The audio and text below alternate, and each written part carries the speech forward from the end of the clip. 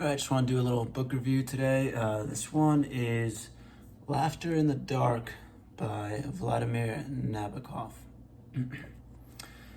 Quite a quick read. It's less than 300 pages long.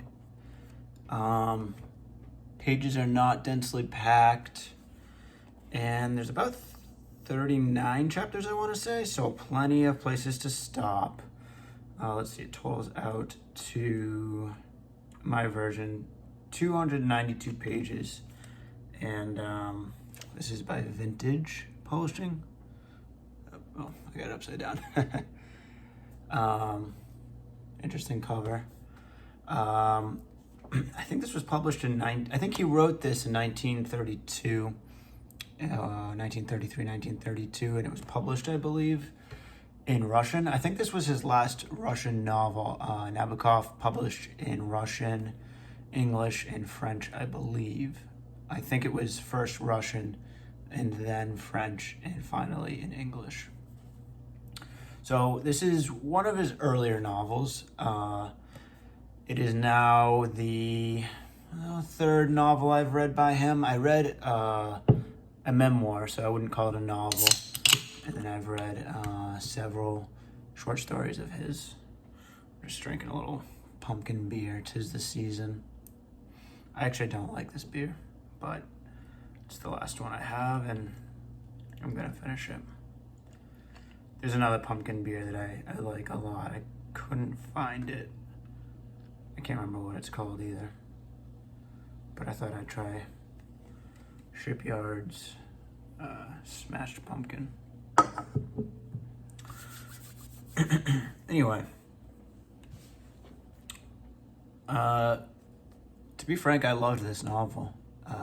There were some parts of it that missed, but overall, so the other novels I've read are not Pale Fire,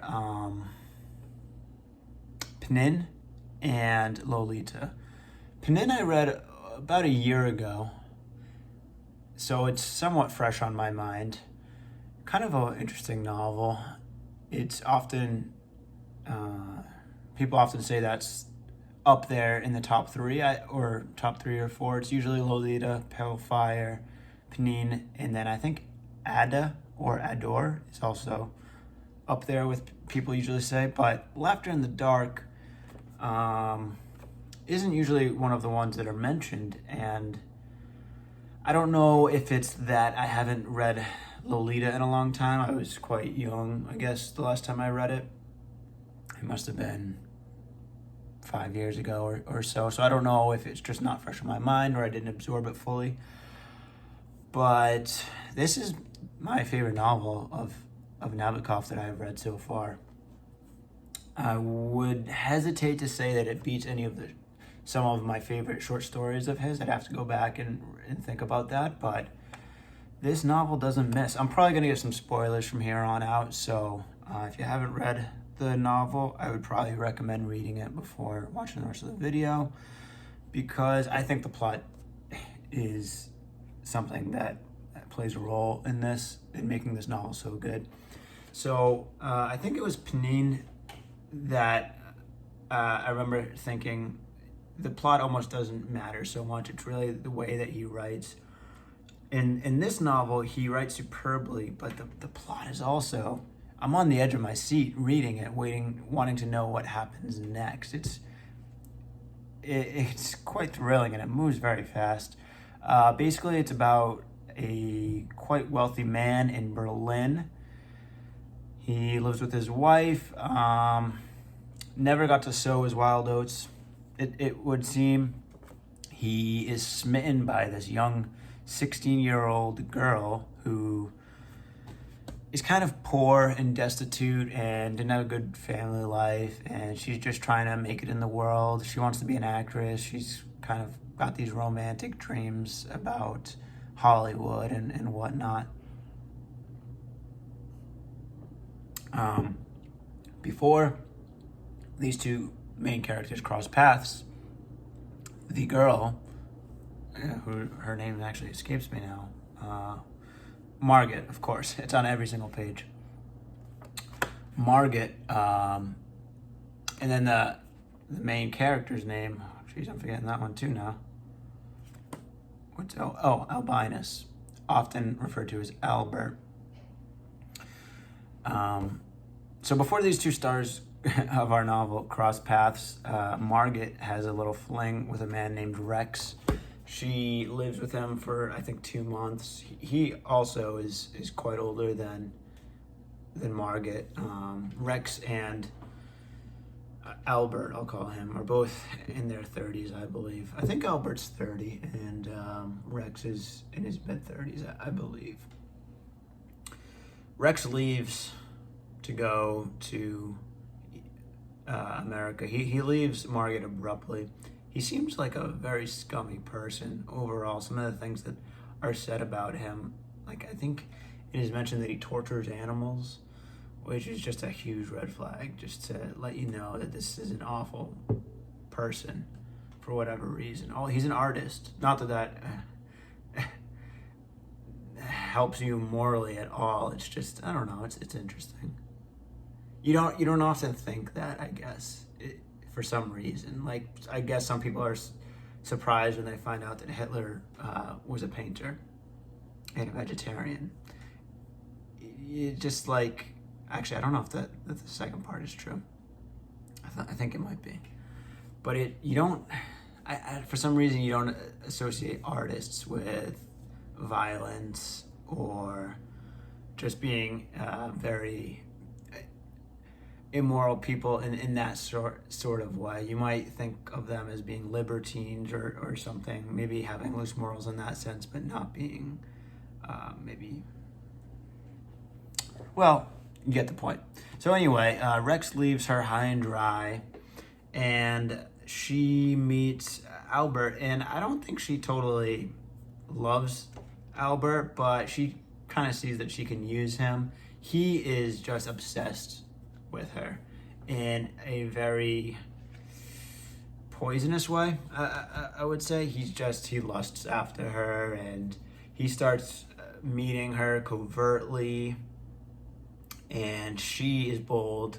She does not respect his marriage at all. She flatly just wants to interrupt it and get him and his wife to have a divorce.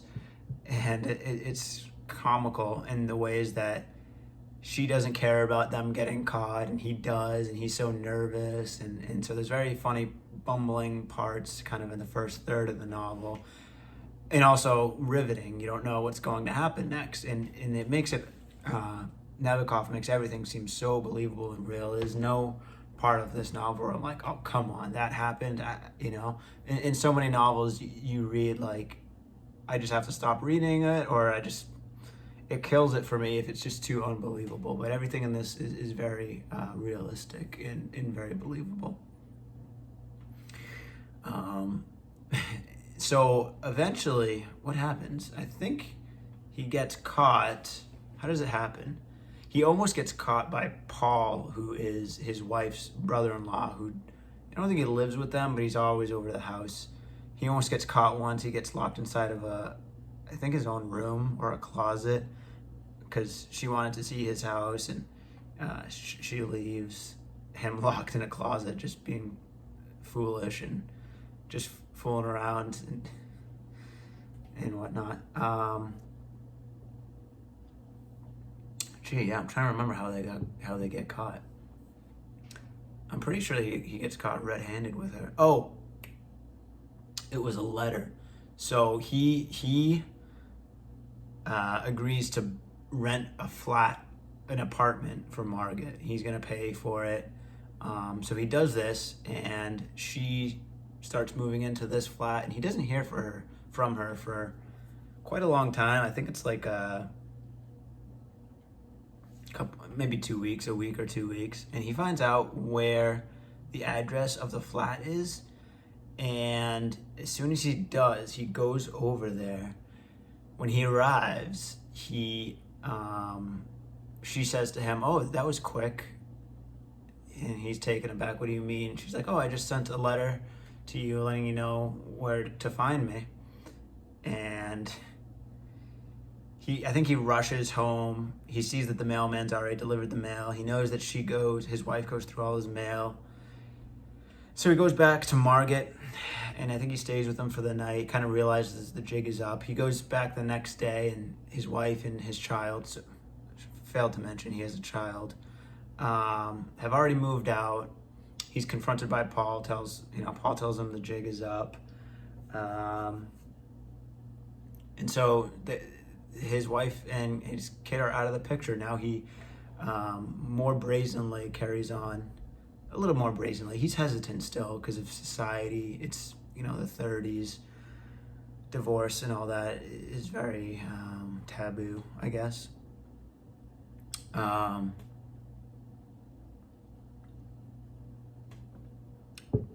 So slightly more brazenly, they carry on their affair.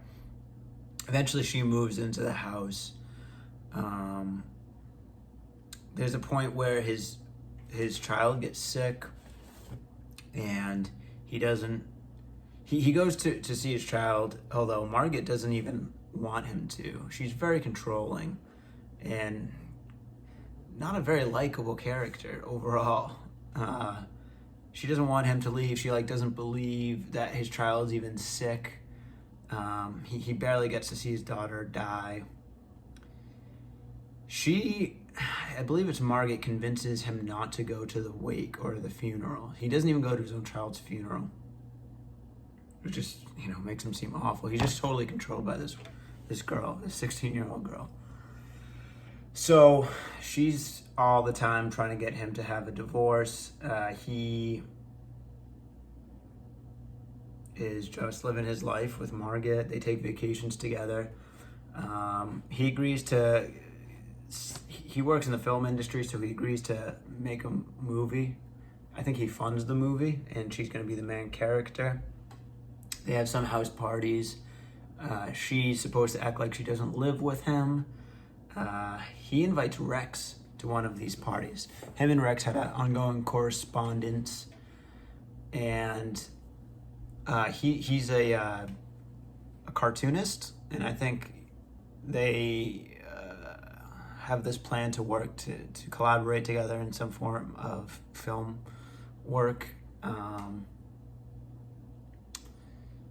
And so Rex comes to one of these parties and is now reintroduced with Margaret. Had no idea he would ever see this girl again that he had left. And Rex wants her back. It's basically said that he never cared about anybody, but she made a lasting impression on him, and he couldn't help. He kept thinking about this woman. Never thought he'd see her again, but was glad that he did. So Rex kind of latches on to Albert and tries to develop a very close relationship with him. Albert is loving it. He seems just kind of like a lonely guy in general. Never had much going for him, and he's just loving this new relationship that he has with this artist fellow.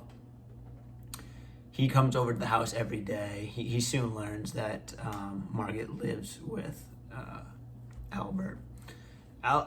Margaret starts having an affair with Rex behind Albert's back.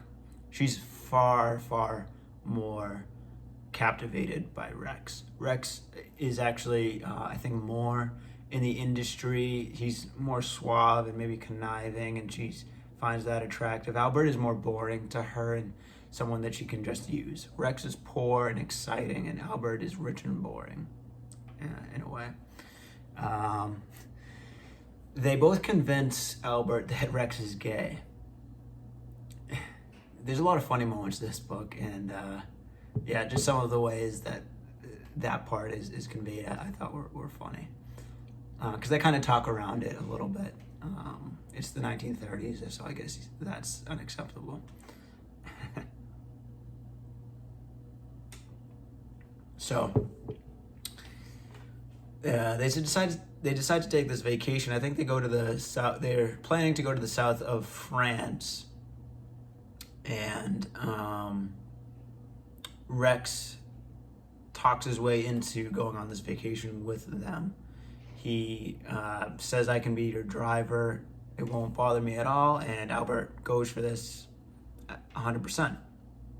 he along this trip, Margaret's hating it the whole time because she can't be with Rex.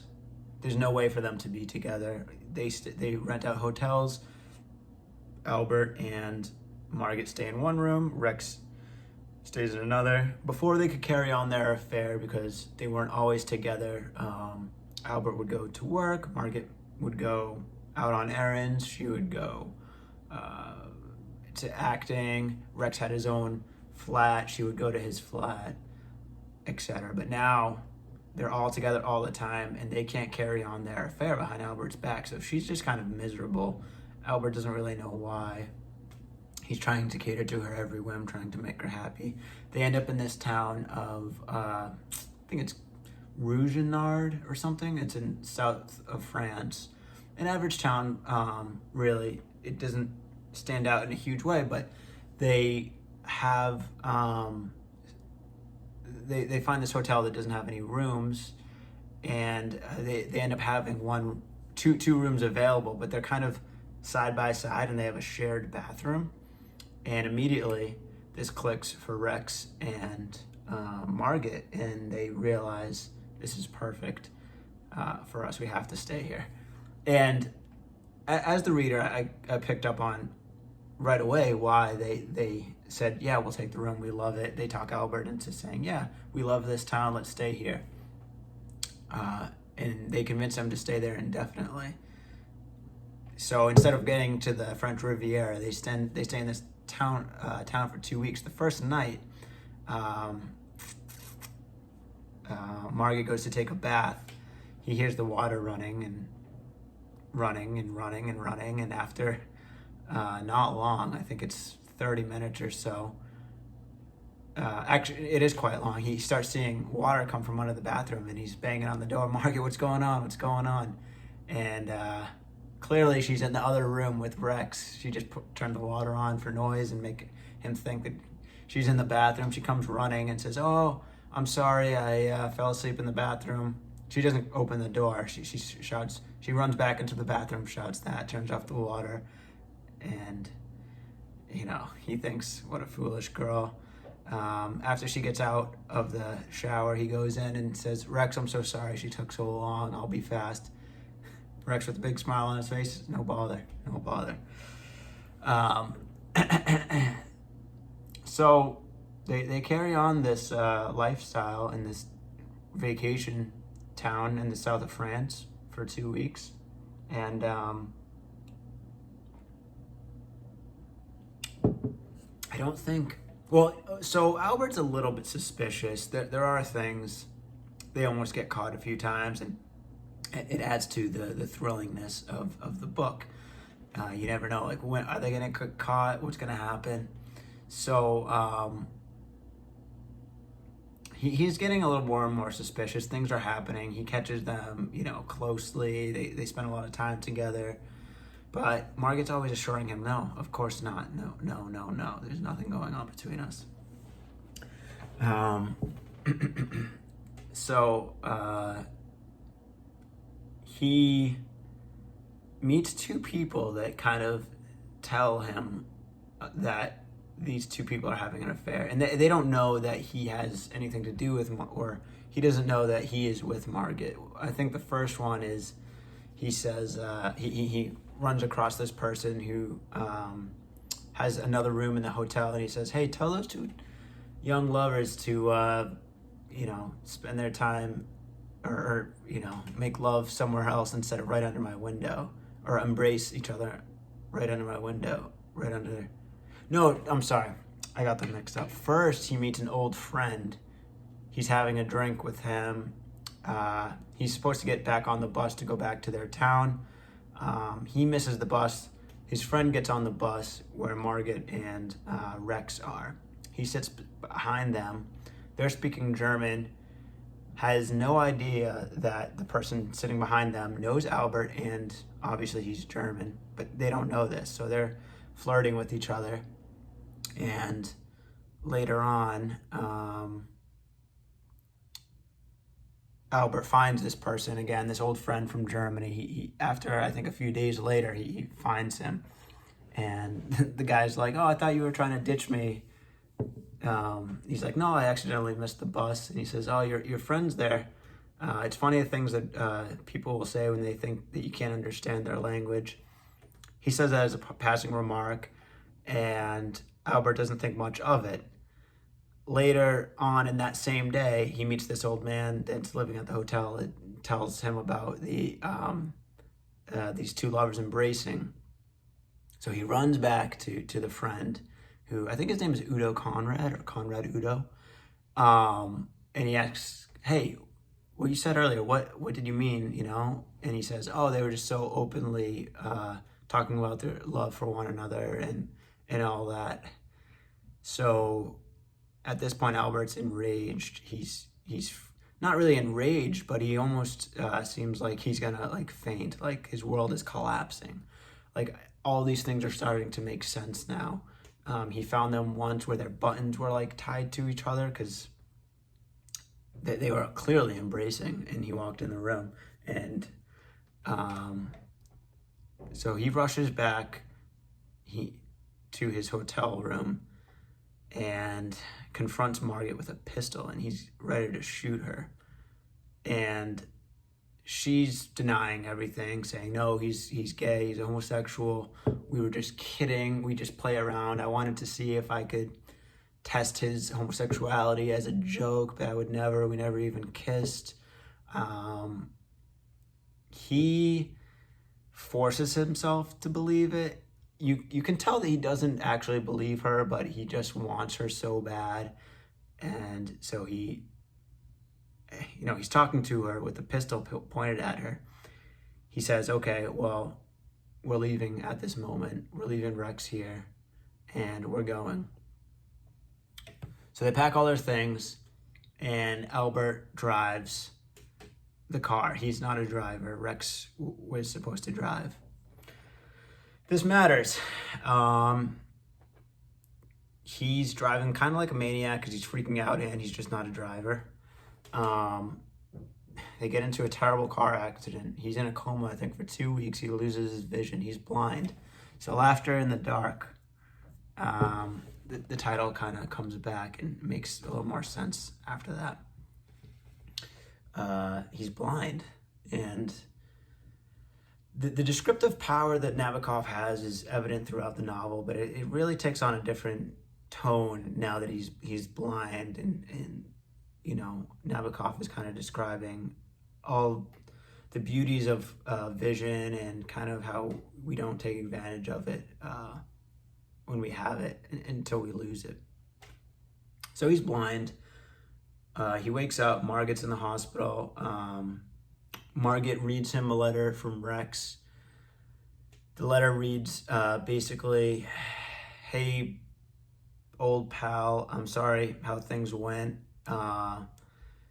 He reassures him that he's a homosexual. He said that, after they abruptly left, he went back to New York and back to the United States, and he's carrying on there. So Albert's relieved. Maybe he was wrong all along. He's desperate to get his vision back, so they're going to specialists. They go to Switzerland to try and see this doctor.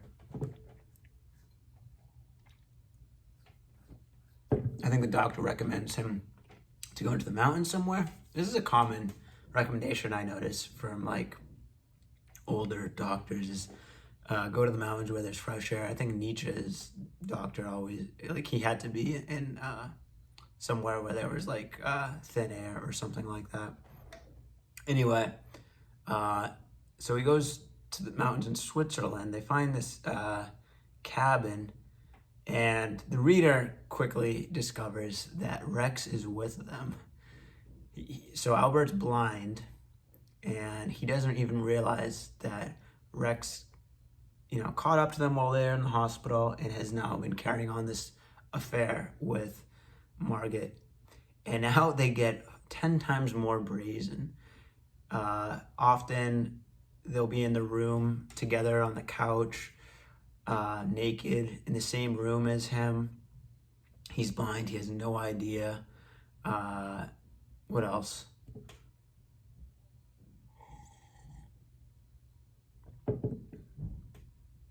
it's just this part of the novel. It just gets, it's thrilling, really. It is, because you have no idea. Like, all the events that have happened so far have been unbelievable, yet so realistic and believable. Like, this story could actually happen.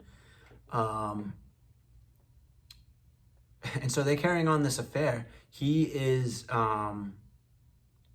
he has to stay in a separate room because he's supposed to relax, get as much rest and sleep as he can, trying to recover, trying to regain his vision, because they basically tell him there's like a 50-50 chance it might come back on its own. It might just restore. So she's staying in a separate room than him. She either locks him in his room so that he won't go about exploring the house and like to save himself, but really obviously it's because they're carrying on this affair. But as time goes on, his hearing gets better and he starts getting more perceptive, and he does hear Rex in several moments, and he's super suspicious. He often says, "Margaret, who's there? What was that noise?" And it's crazy. It almost feels like you're reading like a horror novel or something, or like something out of Stephen King. It's haunting and it's creepy. And, she's, "No, nothing's there, honey." He's thinking, "Am I hallucinating? I know I heard somebody there." And they get very risky, especially Rex. He doesn't care. He's just as brazen as it gets. They start withdrawing a bunch of money. Their plan is to run him dry, just to take all his money, and they run off together. She's still trying to convince Albert to get a divorce from his wife so that they can sell one of his properties. So, she'll benefit from that. Paul, the brother-in-law of Albert, hears about the accident eventually in the newspapers. And then a friend of his, I think, works at the bank, a Swiss bank that they both have accounts in, and he gets wind of suspicious withdrawals with Albert's signature on it, but a different person's writing the amount, and they're often and for large amounts. So he thinks something's up with this girl that he's never liked, always been suspicious of. He ruined his sister's marriage. So he goes to Switzerland, and as he's approaching the house, what he sees is his brother-in-law sitting on a couch, and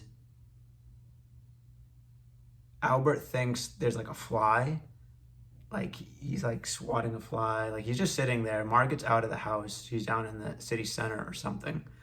And Paul's walking up to the house, and it's Rex naked with a feather messing with Albert. So Paul walks right up, calls out the situation. He's like, "Paul, I'm alone. Aren't I alone? Tell me I'm alone in this room." And Rex like, "Oh, well, I guess the jig's up."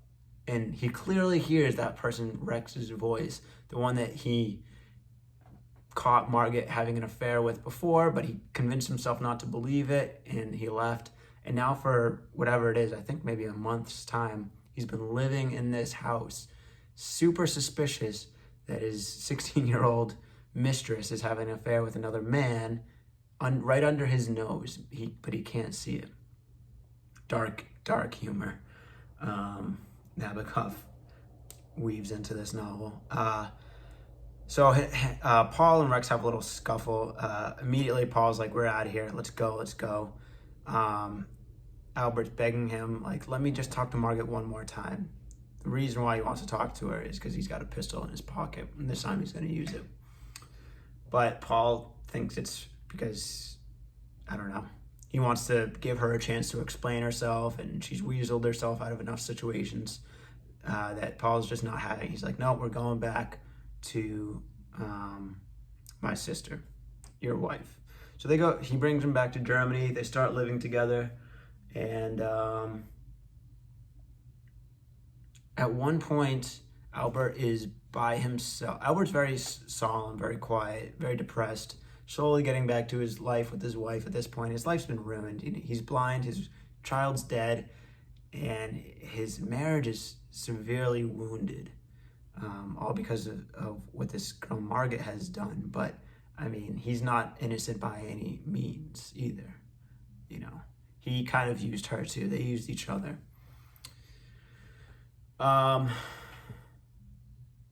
He gets a phone call from, so he's staying with his wife at her flat. She moved out of their house in Berlin. But he gets a phone call from the porter, I think it is, at his house, saying, Madam Margaret's there just picking up some things, and is that okay? Can I let her in? And he says, yes, absolutely, let her in. Now, blind Albert stumbles out into the street, has a way to get a taxi. Somebody helps him call a taxi, tells the address, goes there. He's still wearing his slippers. The porter helps him up to get into the house. He says, stay there. He goes up and he uses his hearing to hear where Margaret is. Now, this is really where it feels like a horror novel.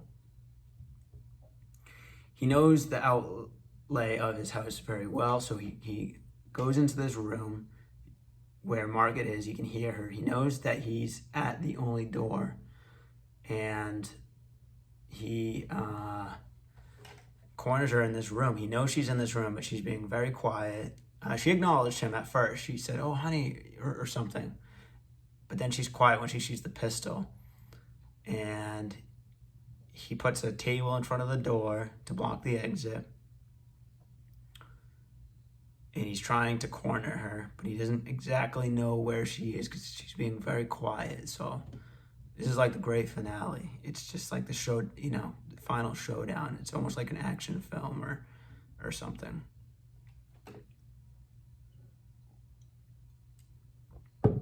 He thinks he has her in the corner. He fires, and he doesn't hear anything. And then she attacks him. The pistol gets out of his hand, and he feels a bullet enter his side. And she escapes, and he dies from a wound in his side. From being shot. And it's a tragic end for such a poor sap, Albert Albinus. But I loved every moment of this book. There were a couple times where his metaphors were like a little bit off. Maybe he's still working them out at this point. It's still kind of early writing for Nabokov, but some of them are spot on, and even the ones that are a little bit off, I think they're just funny and interesting. It doesn't hurt the novel at all. Anyway, this is way more long-winded of a summary than I expected to give. I basically just told the story. But I loved this. This is so far my favorite Nabokov novel, and maybe even more something that I like more than his short stories that I've read. Although I would hesitate to say that because I read a lot of his short stories, and I'd actually have to go back and think about which ones I like the best and compare it to this. But certainly for novels so far, this has been my favorite, and I definitely am going to read more of his novels. So, all right, that's all for today.